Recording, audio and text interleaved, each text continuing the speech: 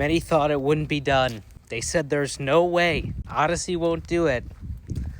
Motherfucker, they did. Today is the day Odyssey officially launched the square-to-square max putters as a direct competitor to the Lab Golf DF3. Now look, it is pretty much a copy of the DF3. Let's just be honest. But at the same time, I do think it's worth kind of looking into how these differ. So let's cover it. Now, the claim to fame here from Odyssey is that tour players were looking for the highest possible MOI shape that Odyssey could make, and this is what they came up with. Now, when these first got leaked, the big push here from Odyssey was the fact that these are higher MOI than the DF3. That's why they're better. It does seem like they've toned that down a little bit in terms of all of the marketing I've seen since they were released today. You're probably thinking, how is it possible that pretty much the exact same shape is higher MOI? What you need to think about with these putters is to make them perform how you want from a toe hang perspective. You need to concentrate an equal amount of mass around the shaft axis. And in order to achieve this equal mass distribution around the shaft axis, you can do it in one of two ways. You could put more mass directly in the middle of the putter around the shaft axis, or you can push weight to the perimeter. And as you can see with square to square max, there is weight in the perimeter. Then from there, when we take a look at these at address, I actually do like the look of the square to square a little more. I'm not a massive fan of the golf ball picker upper on the DF3. I just think it's a little distracting. But a big selling point for DF3 is obviously the alignment aids. With square to square max, you do have two different options from an alignment perspective. You have the standard or one model, and then obviously you have the stripe model as well. I like this one a lot more. To me, it looks very similar to the TaylorMade True Path on spiders, which I'm a big laser of. Look, I'm not an insert guy, but I do think they kind of cooked with this. Grip wise, they have not gotten around the Lab Golf patent for the press grip, it seems like, yet. So we still have pretty much just a generic Odyssey branded Super Stroke 2.0. And by the way, the square to square max does have 2 degrees of shaft lean built in, just like the DF3. Pricing wise, they are slightly undercutting the DF3, which comes stock at $450 versus the square to square max at $400. I do think the important thing to note here is that obviously with Lab, every putter is built to a specific lie angle and then balanced to that lie angle. With the square to square max, as you can see, the shaft goes over a post, so this can be bent to a different lie angle, but obviously it is not rebalanced. But at the end of the day, I think the real question here is, are you team Odyssey or are you team Lab?